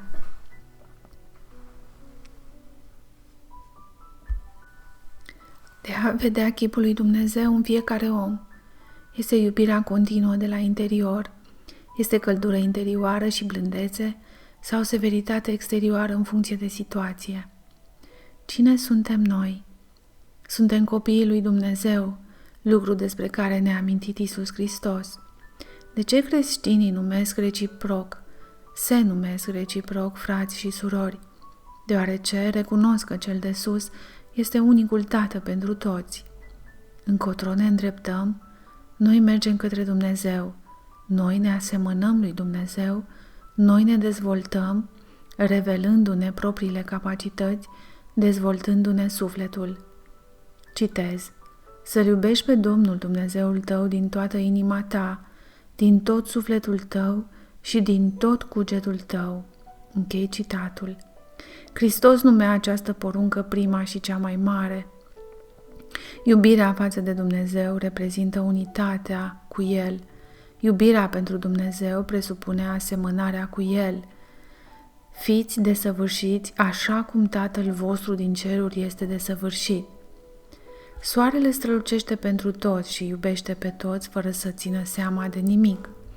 Hristos spunea, citez: ca să fiți fiii Tatălui vostru celui din ceruri, că El face să răsară soarele și peste cei răi și peste cei buni și trimite ploaie peste cei drepți și peste cei nedrepți. Închei citatul. Este necesar să învățăm a iubi așa cum o mamă își iubește propriul copil, oricum ar fi el, deștept sau prostuț, frumos sau urât. Tot așa și noi trebuie să iubim pe toată lumea. Este necesar să vedem chipul lui Dumnezeu în fiecare om și voia divină în tot ce se întâmplă. Ce să faci ca iubirea să existe în suflet, iar ura și judecata să dispară? În timpul predicii de pe munte, Hristos a rostit poruncile de beatitudine. Ferice de cei sărași cu Duhul, mai bine zis, acei oameni care nu se închină la valorile spirituale. Cele mai importante sunt iubirea și sufletul, iar valorile materiale și spirituale sunt secundare. Pentru a învăța să iubești, trebuie să fii sincer, blând, milos, sociabil. Nu este voie să te răzbuni. Este necesar să devii un făcător de pace. Fericiți făcătorii de pace! Un singur cuvânt este necesar să-ți schimbi caracterul. Dacă în iudaism toate poruncile se reduc practic la un comportament corect, ceea ce constituie prima etapă de schimbare a caracterului, atunci în creștinism toate poruncile se referă deja la schimbările interioare. Iubirea față de Dumnezeu presupune capacitatea de a iubi lumea din jur, de a accepta voia divină, de a te simți unit cu Dumnezeu. Hristos vorbea despre faptul că un om se poate naște a doua oară, cu alte cuvinte să facă trecerea într-o stare nouă de la a te simți pe sine că ești trup, la a te simți pe sine că ești Fiul lui Dumnezeu, la sentimentul de prioritate a propriului eu divin asupra eului uman. Trebuie să aspirăm către acest lucru, îmbunătățindu-ne caracterul în permanență. Noi suntem copiii lui Dumnezeu încă de la bun început. Dezvoltându-ne, desăvârșindu-ne, noi trebuie să ne descoperim propriul potențial interior, aspirând către Dumnezeu, asemănându-ne Lui, noi trebuie să ne apropiem natura umană imperfectă de cea divină. Fiți desăvârșiți, așa cum și Tatăl vostru din ceruri este desăvârșit. Oare Dumnezeu poate să urască sau să judece? Nu, căci El știe tot ce a fost, ce este și ce va fi. Pe cine și de ce să judecăm, dacă El guvernează totul? Oare Dumnezeu poate să regrete cele săvârșite? Nu, căci Dumnezeu nu greșește. Oare Dumnezeu poate să se teamă de viitor? El știe trecutul, El vede prezentul și viitorul. Înseamnă că Dumnezeu nu are nici frică, nici judecată, nici regret, nici enervare, nici nemulțumire. Atunci, în acest caz, de ce este scris în Vechiul Testament că Dumnezeu se mânie? Este vorba despre faptul că omul avea o gândire destul de primitivă. Cu 3-4 mii de ani în urmă, el gândea numai sub acest aspect de forță. Un om care se identifică pe sine cu trupul înțelege doar limbajul forței. Omul primitiv se identifică pe sine cu trupul și îl respectă doar pe cel de care se teme. Din acest motiv, zeii religiilor păgâne erau considerați agresivi, autoritari, puternici. Omul primitiv trebuie, în primul rând, să aibă teamă, doar atunci el va începe să execute regulile și instrucțiunile religioase. În iudaism apare o temă absolut nouă. Dumnezeu iubește oamenii, are grijă de ei, îi ocrotește și îi educă, dar în același timp, El poate să fie sever, dur, osânditor. În Vechiul Testament, în Cartea Înțelepciunii lui Isus, fiul lui Sira, se vorbește despre faptul că teama de Dumnezeu este o bază a înțelepciunii. Din punctul de vedere al iudaismului, tocmai această teamă îl obligă pe om să execute poruncile și de aceea teama de Dumnezeu este necesară. În creștinism apare un nivel nou de atitudine față de Dumnezeu. Dumnezeu este iubire. Dumnezeu ne dă totul, nouă, viață, fericire, sănătate.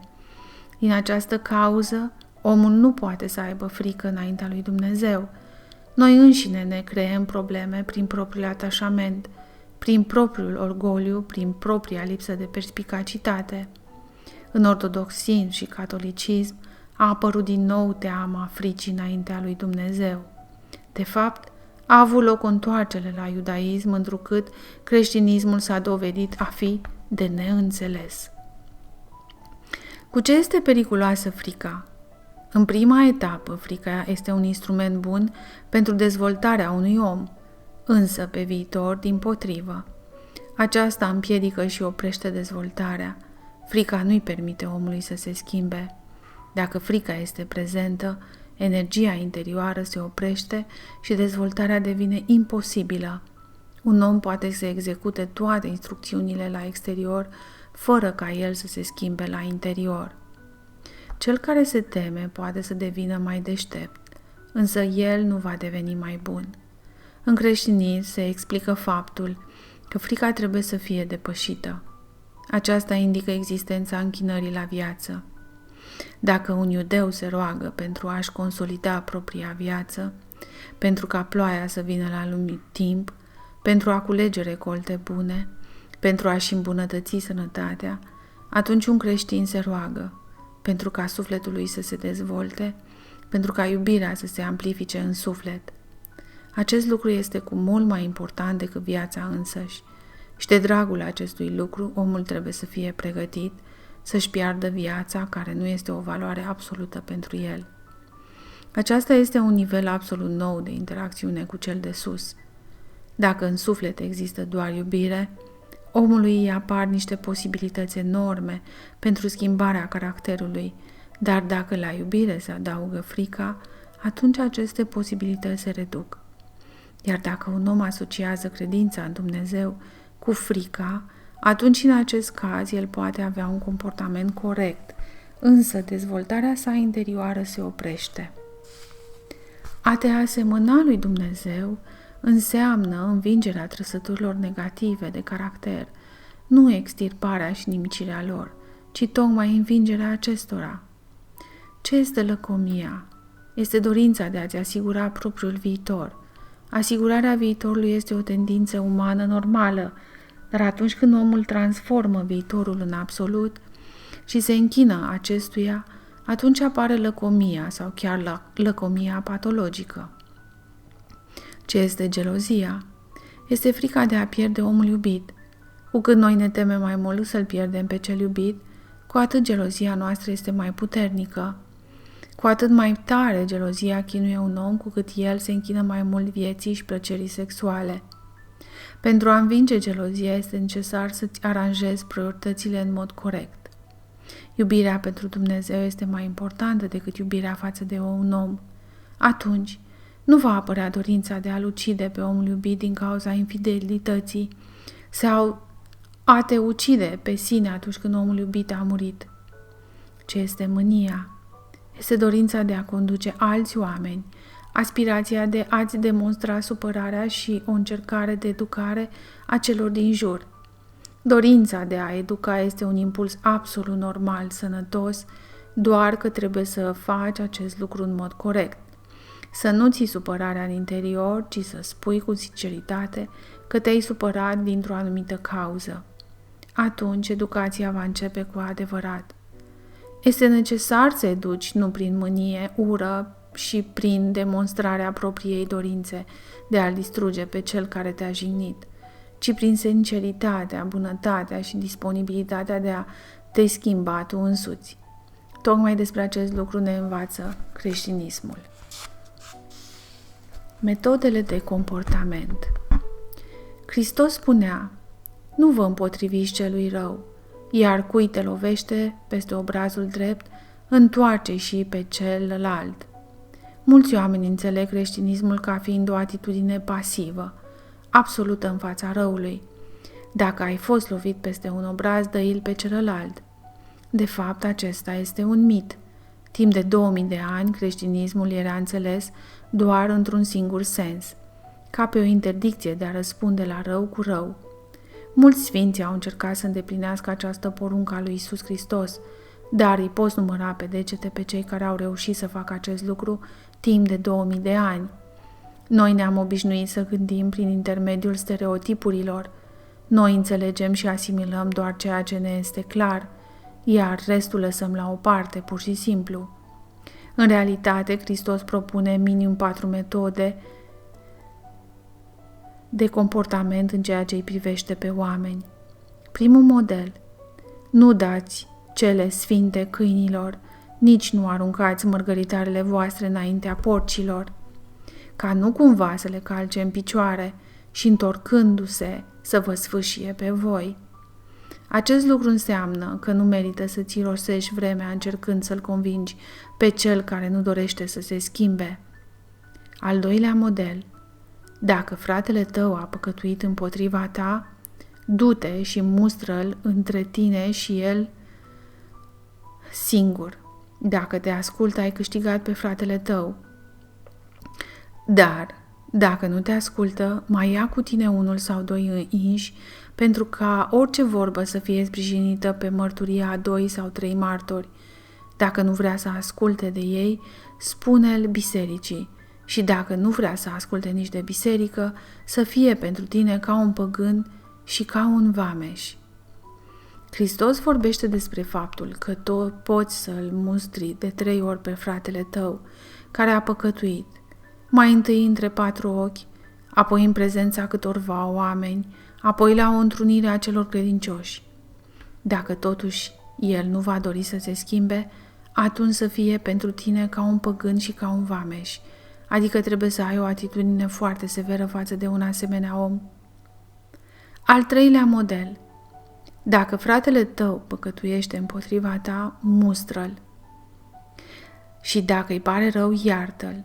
Și chiar dacă păcătuiește împotriva ta de 7 ori pe zi și de 7 ori pe zi se întoarce la tine și zice îmi pare rău, să-l ierți.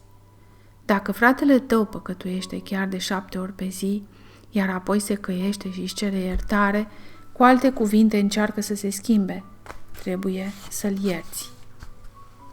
Al 4-lea model. Atunci Petru s-a apropiat de el și a zis: Doamne, de câte ori să iert pe fratele meu când va păcătui împotriva mea? Până la 7 ori? Iisus i-a zis: Eu nu zic până la 7 ori, ci până la 70 de ori câte 7.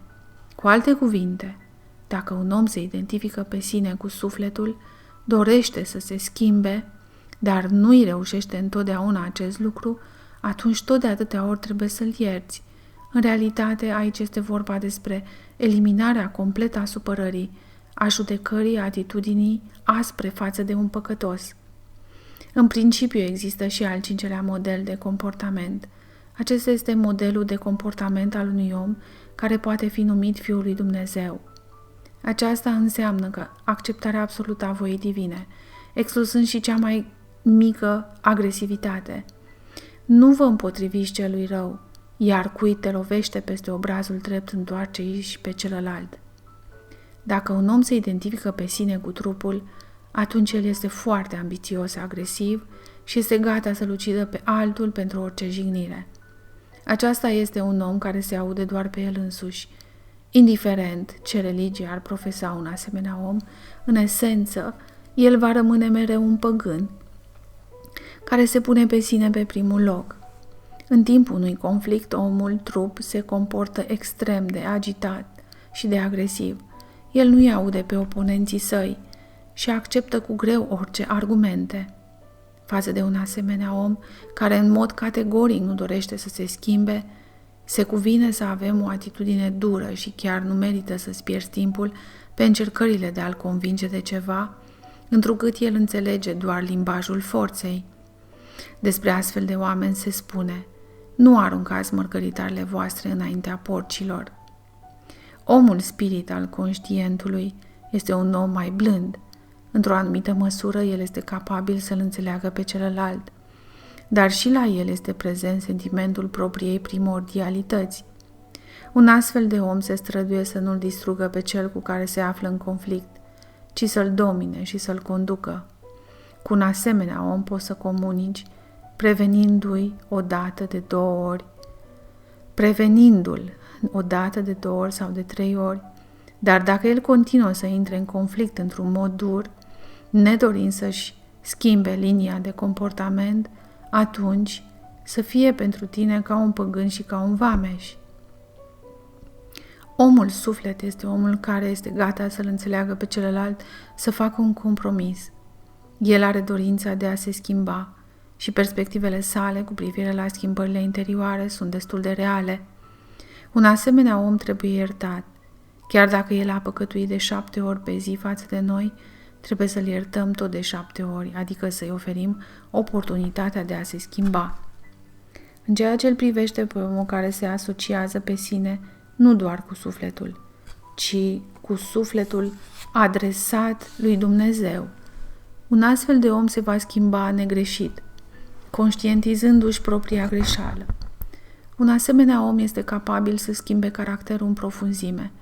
Unui astfel de om este necesar să iertăm foarte multe.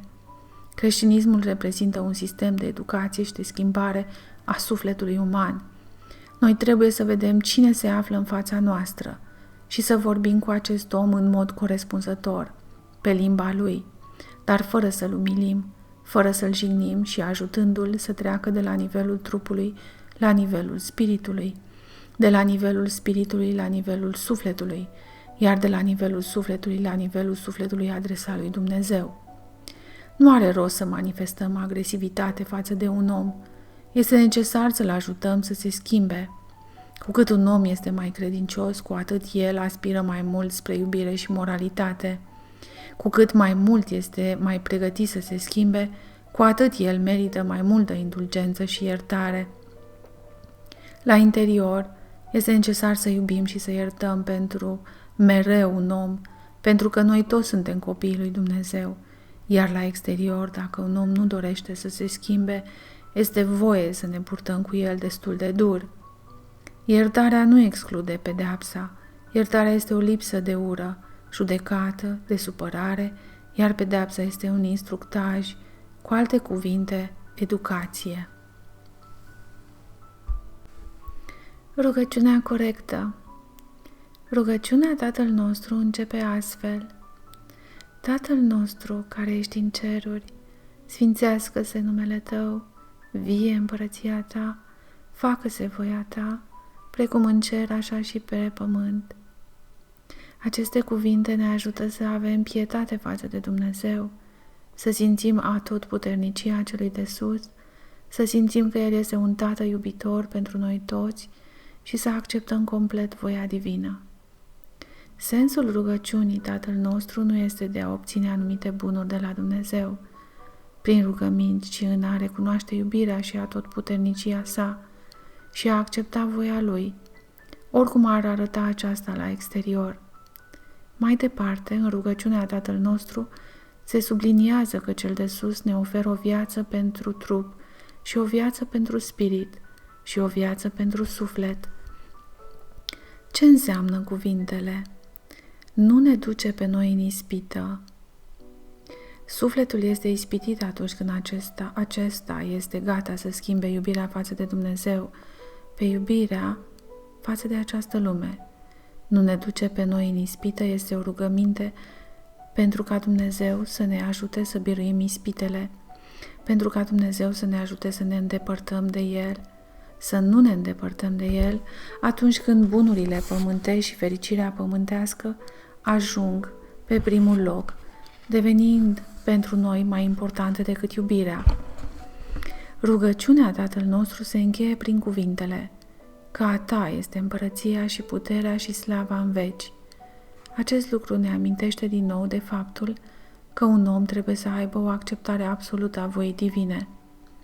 În ultimul timp mi se pune des o întrebare: cum să ne rugăm corect? Când Iisus a fost întrebat cum se înving demonii, El a răspuns: doar prin post și rugăciune. De ce postul este necesar?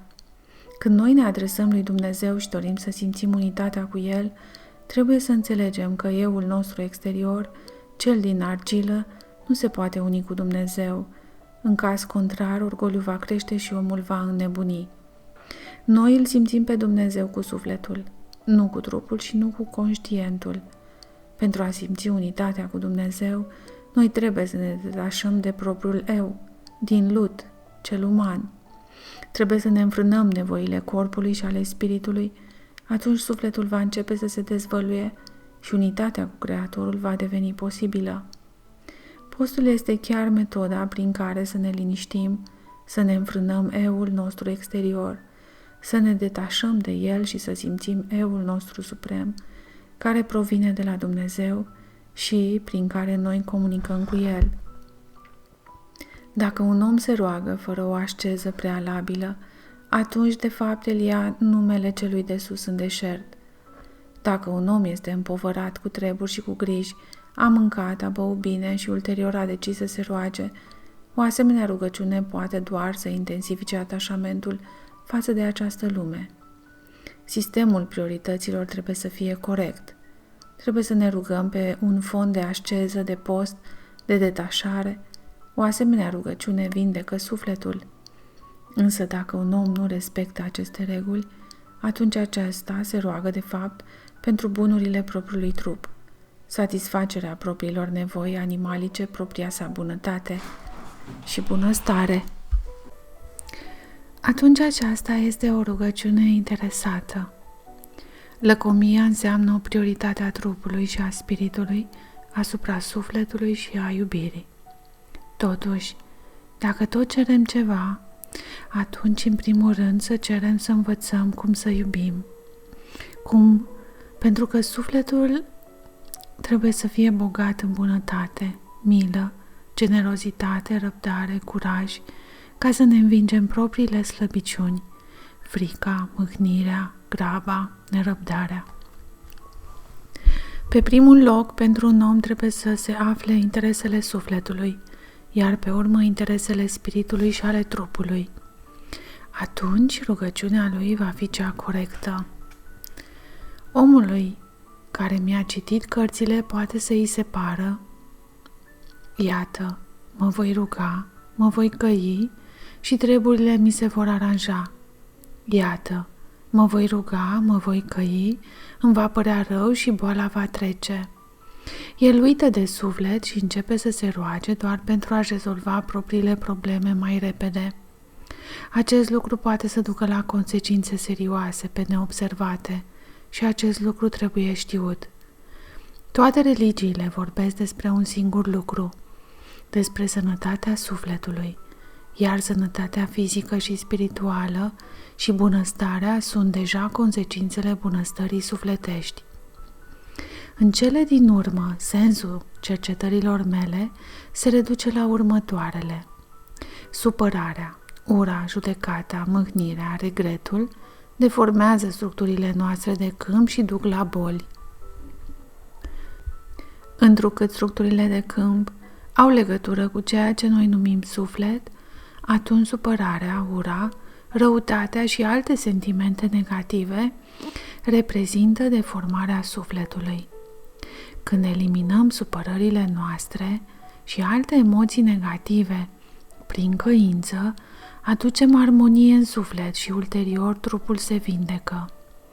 Înseamnă că principalul scop al lucrului cu sine nu este sănătatea fizică, nu este bunăstarea materială și spirituală, ci puritatea și frumusețea sentimentelor noastre.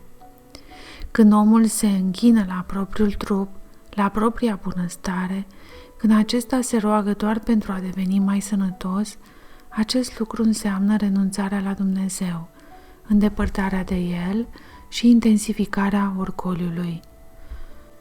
Starea sufletului nostru se îmbunătățește atunci când aspirăm către Dumnezeu, când acceptăm voia divină, când nu regretăm trecutul, când nu ne facem griji pentru viitor, când nu ne supărăm pe destin, când nu îi judecăm pe alții și pe sine, când ne îmbunătățim permanent caracterul și nu atunci doar când ne rugăm pentru a fi sănătoși. Unii oameni consideră că munca lor de ani cu ei înșiși nu a dus la niște rezultate reale. Dacă după mulți ani de lucru asupra sa, omul a devenit mai bun, dacă smerenia interioară i-a crescut, dacă el reușește să nu se enerveze, să nu se înfurie, să nu fie plin de dușmănie, să nu se revolte față de orice situație la exterior, dacă a învățat să accepte la interior tot ceea ce se întâmplă ca fiind voia supremă a lui Dumnezeu, dacă acesta și-a învins supărările, ura, invidia, regretul, mâhnirea, iată, cel mai important rezultat spre care trebuie să aspirați în toți acești ani.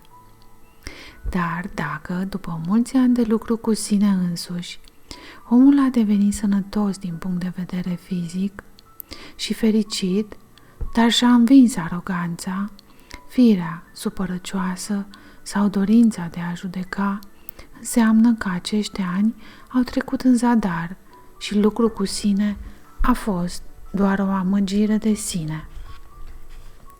Cel mai important indicator al calității lucrului cu sine este atitudinea față de oameni. Cu cât am devenit mai răbdători, mai generoși, mai buni, în măsură în care noi trăim cu inima, nu cu mintea, cât de mult putem să-l iertăm pe cel care ne-a jignit, în măsura în care suntem capabili să învingem poftele trupești și orgoliul. Mulți oameni nu înțeleg prea clar ce este sufletul și ce înseamnă să ai grijă de acesta. Sufletul reprezintă sentimentele noastre, iar sentimentele noastre se manifestă prin atitudinea față de oameni, atitudinea față de sine, atitudinea față de Dumnezeu. Așa cum noi ne purtăm cu oamenii, tot așa ne vom purta în ultimă instanță și cu Dumnezeu, pentru că atitudinea noastră față de univers și față de oameni pătrunde la interior în sufletul nostru unde îl întâlnește pe Dumnezeu. Cu cât noi suntem mai miloși, mai omenoși, mai buni față de oameni, cu atât suntem mai deschiși față de Dumnezeu și ne aflăm în armonie cu El. Este necesar să ne gândim nu la cât suntem de sănătoși, nu la cât suntem de fericiți, ci la ce sentimente avem. Dacă omul simte ură, lăcomie, răutate, frică, mâhnire, atunci, în acest caz, sănătatea fizică și bunăstarea lui nu înseamnă și nu valorează nimic. Scrisori. Bună ziua, Serghei Nicolaevici! Încă din copilărie eu eram supărată pe tatăl meu. El obișnuia să bea și mă mințea permanent. Părinții se certau tot timpul. Dacă am judeca în mod obiectiv, aveam de ce să mă supăr. În mod deosebit, eu nu puteam să iert tatălui meu faptul că se purta nedrept cu fratele meu mai mare, care era invalid, cu diagnosticul de paralizie cerebrală și pe care el voia să-l dea la orfelinat. Când aveam 12 ani, tata a plecat de acasă la altă femeie. Din păcate, alături de cealaltă femeie, tata a căzut definitiv în patima beției și a murit când aveam 17 ani. Imediat după moartea lui, până la înmormântare, eu l-am visat ca fiind mort și îmi spunea că acum este timpul ca el să-și încheie treburile pământești, eu fiind una dintre treburi. El a venit să-și ceară iertare că a fost un tată rău și a mai spus că acolo are parte de o atitudine mai bună față de el decât se aștepta. Dar în acel moment eu nu l-am iertat. Prima dumneavoastră carte mi-a fost dăruită de o prietenă. Îmi amintesc că o citeam înainte de somn ca să adorm mai repede, însă nu înțelegeam absolut nimic. Pe atunci, pe la terminarea facultății, nu aveam probleme deosebite. Viața mea era stabilă, liniștită. Singurul lucru care mă neliniștea puțin, eu nu am avut parte niciodată de iubire. Eu nu m-am interesat niciodată de băieți și nici ei de mine. Totul se explica într-un mod simplu. Eu credeam că bărbații nu sunt oameni prea buni. Îmi amintesc că într-o seară, citindu-vă cartea, am ajuns la un pasaj unde dumneavoastră scrieți despre supărări. Și de la acestea avem probleme. Am căzut pe gânduri și am înțeles că singurul bărbat pe care mă supăram este tata. Dumneavoastră scrieți că părinții ne iubesc întotdeauna, doar că ne iubesc în felul lor. Faptele lor față de proprii copii sunt determinate întotdeauna de către Dumnezeu. Noi nu știm mereu ce este mai bine pentru sufletul nostru. Aceste cuvinte m-au schimbat într-o singură clipă. Plângând cu lacrimi amare, eu mi-am cerut iertare de la tatăl decedat pentru că am fost supărată așa de mult timp. În acel moment, eu îl rugam pe Dumnezeu să-mi dea iubire față de bărbați și să încetez să mă mai supăr. Dimineața m-am trezit cu un sentiment de iubire imens față de toți, de parcă ceva mă reținuse până atunci, iar acum acest lucru a dispărut. În aceea zi eu m-am îndrăgostit de un bărbat și el mi-a răspuns prin aceleași sentimente. Cei drept, din păcate, iubirea mea s-a transformat la scurt timp în pasiune. Am înțeles că sunt un om foarte pasional, gelos la interior, care se atașează, dar eu deja nu mai putea lua rămas bun de la cărțile dumneavoastră. Acestea m-au ajutat să supraviețuiesc multor teste, până când am înțeles ce este iubirea adevărată, dezinteresată, care nu depinde de nimic. Vă mulțumesc! Serghei Nicolaevici, vă mulțumesc foarte mult pentru tot ceea ce faceți, pentru tot ceea ce ați îndurat. Dacă aș ști din ce disperare și deznădejde ne-ați ajutat familia să iasă. Acum un an am găsit din întâmplare filmulețele seminarilor dumneavoastră pe internet și toată viața noastră s-a schimbat. Ieri, literalmente, fiica mea de 10 ani a vorbit cu mine deschis pentru prima dată. Fiul meu autist de 8 ani s-a schimbat atât de mult încât medicii nu ne-ar fi pus acest diagnostic acum pentru nimic în lume, ci maxim diagnosticul încetinirea dezvoltării. Timp de un an, el a învățat să facă tot ceea ce autiștii nu pot să facă în principiu, să imite pe adulți, să te privească în ochi, să te ajute cu gospodăria. El spală vasele, mă ajută să gătesc, calcă hainele, ce-i drept, nu prea îi reușește, dar el se străduie.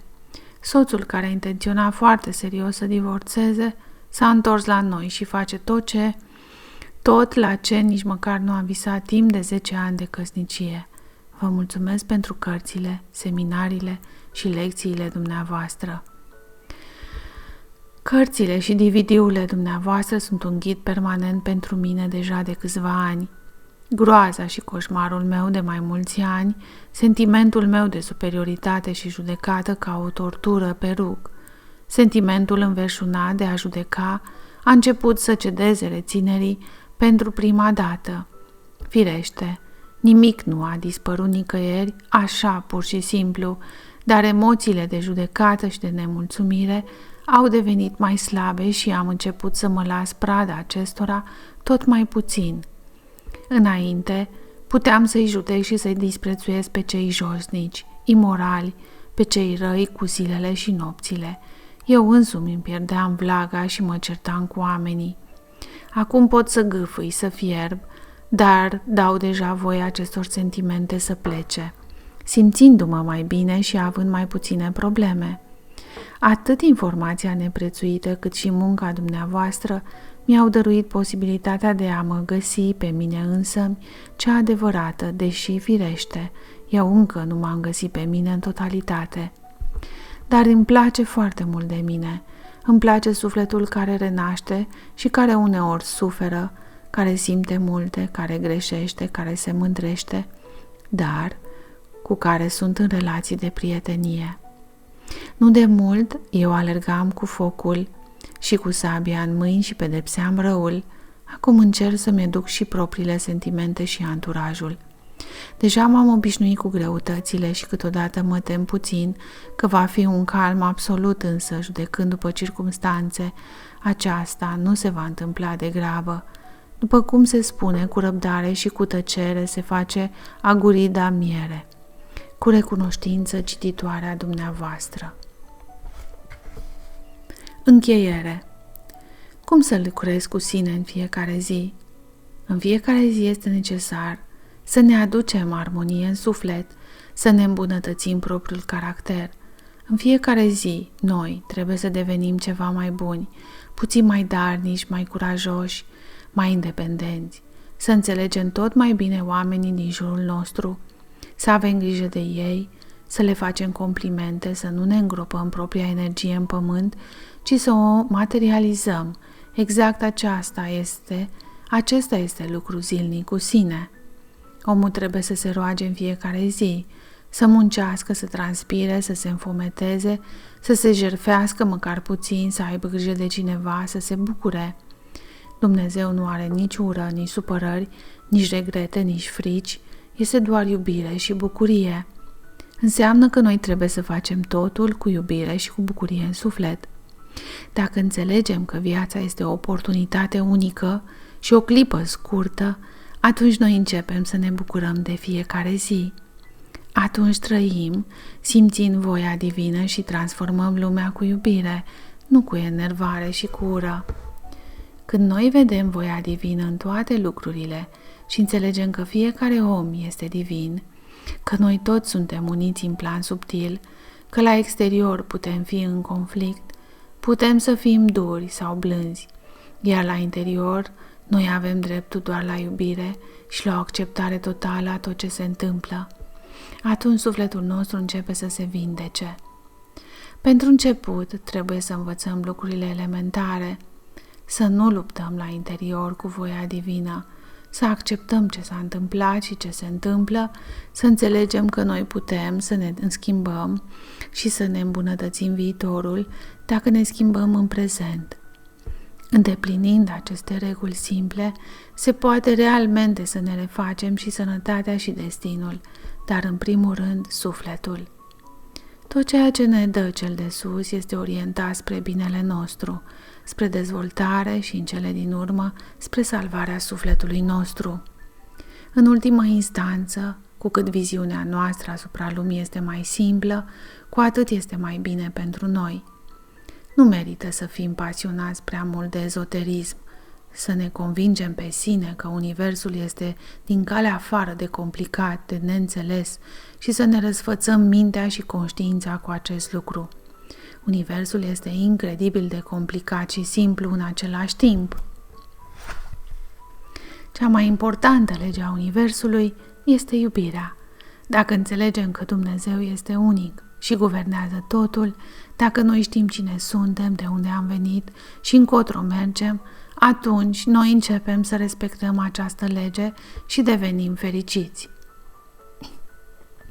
Este necesar să înțelegem mai întâi iubirea și sufletul, apoi spiritul și pe urmă trupul. Mai întâi iubirea și moralitatea, apoi bunăstarea și pe urmă sănătatea și diverse dorințe fizice. Dacă înțelegem acest adevăr, atunci noi vom fi sănătoși și fericiți. Vă mulțumesc cu recunoștință.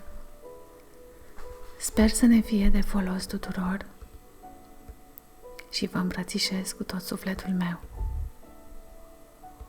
Pe curând!